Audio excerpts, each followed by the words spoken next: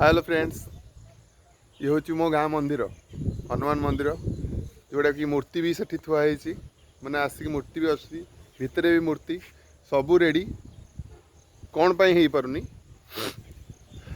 ए मंदिर पे बहुत पैसा खर्च होती गाँ लोकंर भी बहुत अवदान रही पिला माने बहुत आग्रह सह मंदिर करूँ किंतु जेतेबेले लोकों पाखे आम पाखे फंड सरीगला सेतेबेले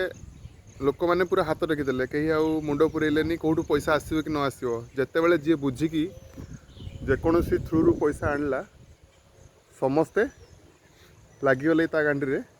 कि पैसा सी सब मारी खाईदे आउ मंदिर करूनी। अरे मंदिर में केते पैसा खर्च हो थर देख कौट के पैसा आसूसी देख माने ए बाबद किसी चिंता ना पैसा कौट टे आने से बाबद चिंता ना कि मंदिर केमती काम नहब बहुत कम लोक आम गाँव में 47 घर जड़े दी जन घर चाहू था कि मंदिर न हो तो से टोटाल मंदिर आज आम बंद हो पड़ी है कि जो कि मंदिर हो पारनी कि गाँ सारा लोक बुझीपार ना कि से लोक को सपोर्ट कर चिंता कर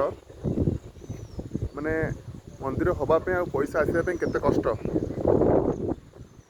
एबे देखा जाऊ लोक केबे बुझुछंती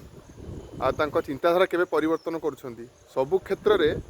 पैसा मारिकी खाईगला एटा धारणाटा ठीक नुह केते जन लोक भल लोक भी अछंती जो मानक चिंताधारा समस्त भिन्न से माने चाहती किसी उन्नति। ओके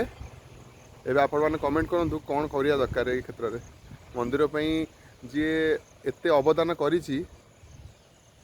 माने ताकू पदे भलरे कहि भल कथा कहिकी ताकू प्रोत्साहन देबाकू ठीक ना खराब कथा कही मनोबल को मारिबाटा ठीक। आपण माने कमेंट करंतु।